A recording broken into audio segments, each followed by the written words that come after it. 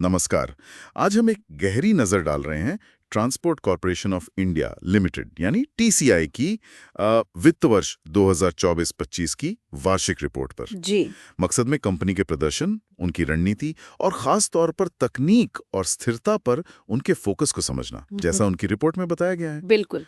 तो शुरुआत करते हैं उनके प्रदर्शन से। देखिए, वैश्विक स्तर पर काफी चुनौतियां रहीं, जियोपॉलिटिक्स, ट्रेड स्लोडाउन। हाँ, माहौल तो मुश्किल था। सही। इसके बावजूद टीसीआई ने, आप मानेंगे, लगातार 18 तिमाहियों में रेवेन्यू ग्रोथ दिखाई है। हाँ, ये काफी मजबूत प्रदर्शन है। हाँ, ये कंसिस्टेंसी कमाल की है। और कुछ आंकड़े भी हैं जो ध्यान खींचते हैं, जैसे 550 मिलियन से ज्यादा का कंसोलिडेटेड रेवेन्यू। और ये बात भी दिलचस्प है कि भारत की जीडीपी का लगभग 2% मूल्य, मतलब वैल्यू, इनके नेटवर्क से सालाना गुजरता है। दांतों में भी वो कितने लचीले हैं। हाँ, उनका ऑपरेशनल मॉडल काफी मजबूत लगता है। जी हाँ, बिल्कुल।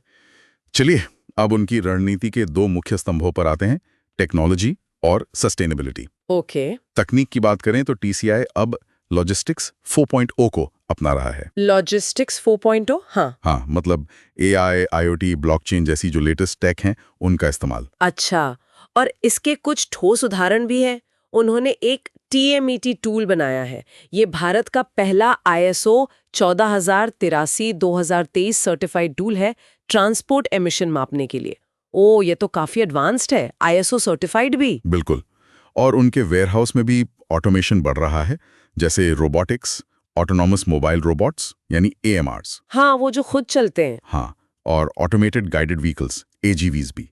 साथ ही 1000 से ज्यादा ऑफिस IT एनेबल्ड है। तो ये जो टेक्नोलॉजी में निवेश है, ये सिर्फ ऑपरेशनल एफिशिएंसी के लिए नहीं है, है ना? नहीं, उससे कहीं ज्यादा है। हाँ, ये कंपनी को फ्यूचर प्रूफ भी बना रहा है। लॉजिस्टिक इंडस्ट्री तो बहुत तेजी से बदल रही है, तो ये निवेश दिखाता है कि वो आगे के लिए भी तैयार हो रहे हैं। एक तरह से रणनीतिक गहराई है इसमें। सही कहा। अब दूसरे स्तंभ पर आते हैं, स्थिरता यानी सस्टेनेबिलिटी। जी। यहाँ भी टीसीआई ने ठोस कदम उठाए हैं। उनके पास एक ग्रीन फ्लीट है। इसमें CNG, LNG इलेक्ट्रिक वाहन है। अच्छा। और 10,000 से ज्यादा BS6 मानक वाले वाहन भी हैं, जो सबसे नए एमिशन स्टैंडर्ड वाले हैं। तो क्लीन मोबिलिटी पर जोर है। हाँ, और साथ ही वो मल्टी मॉडल ऑपरेशन पर भी ध्यान दे रहे हैं, मतलब रेल और समुद्र का ज्यादा इस्तेमाल, जिससे कार्बन फुटप्रिंट कम होता है। बिल्कुल। इससे उन्होंने करीब 1.6 लाख टन CO2 उत्सर्जन बचाया है। और IIM बेंगलोर के साथ उनकी सप्लाई चेन सस्टेनेबिलिटी लैब में पार्टनरशिप भी है। हाँ, और ये सिर्फ पर्यावरण की बात नहीं है, उनके जो CSR पहले हैं, हाँ, उनका भी जिक्र है। जैसे TCI सेफ सफर अभियान ड्राइवरों के लिए, या फिर TCI जयपुर फुट सेंटर, जिससे दिव्यांगों को मदद मिली। ये सब कंपनी के कोर वैल्यूज से जुड़ा लगता है। सही। रिपोर्ट में विकसित भारत के राष्ट्रीय लक्ष्य का भी जिक्र किया गया है। बिल्कुल। और उनका ये सस्टेनेबिलिटी और CSR पर फोकस कहीं ना कहीं उसी बड़े विजन के साथ अलाइन होता दिखता है। और अगर हम इसे मार्केट कॉन्टेक्स्ट में देखें, जी, भारत का लॉजिस्टिक्स सेक्टर जो 2029 तक करीब $480 बिलियन का हो सकता है। हाँ, और सरकारी नीतियां भी मदद कर रही हैं, जैसे नेशनल लॉजिस्टिक्स पॉलिसी, PM गति शक्ति। जी, तो इस संदर्भ में TCI की रणनीति और भी ज्यादा रेलेवेंट हो जाती है। शायद इसीलिए वो भविष्य के लिए कुछ खास ग्रोथ एरियाज पर फोकस कर रहे हैं। जैसे रिपोर्ट में इलेक्ट्रॉनिक्स, सेमीकंडक्टर लॉजिस्टिक्स का जिक्र है। हाँ, और क्लीन एनर्जी लॉजिस्टिक्स, खासकर green hydrogen, solar, wind projects और कोल्ड चेन भी। सही कहा आपने। ये सभी उभरते हुए और बहुत महत्वपूर्ण क्षेत्र हैं। इन पर फोकस करना दिखाता है कि TCI की नजर भविष्य के अवसरों पर है। अच्छा, और आखिर में जरा सा वित्तीय पहलू भी देख लेते हैं।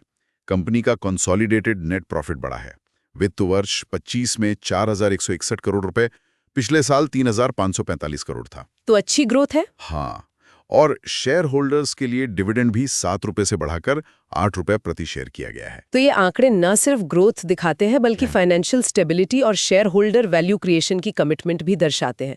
मतलब उनकी स्ट्रैटेजी ग्राउंड पर रिजल्ट्स ला रही है। तो कुल मिलाकर देखा जाए तो TCI सिर्फ एक ट्रांसपोर्ट कंपनी से कहीं ज्यादा है। वो तकनीक, स्थिरता और एक दूरगामी सोच के जरिए भारत के लॉजिस्टिक्स लैंडस्केप को सक्रिय रूप से आकार दे रहे हैं। हाँ, और ये हमें एक जरूरी सवाल पे सोचने को मजबूर करता है ना, कि TCI जैसी कंपनी जो भारत की इकोनॉमी में इतनी गहराई से जुड़ी है और तकनीक व स्थिरता पर इतना जोर दे रही है, उसकी जिम्मेदारी क्या सिर्फ लॉजिस्टिक्स सेक्टर तक ही सीमित है, या फिर जैसा वो खुद अपनी रिपोर्ट में विकसित भारत का जिक्र करते हैं, उस बड़े लक्ष्य को आकार देने में भी उनकी एक महत्वपूर्ण भूमिका और जिम्मेदारी बनती है।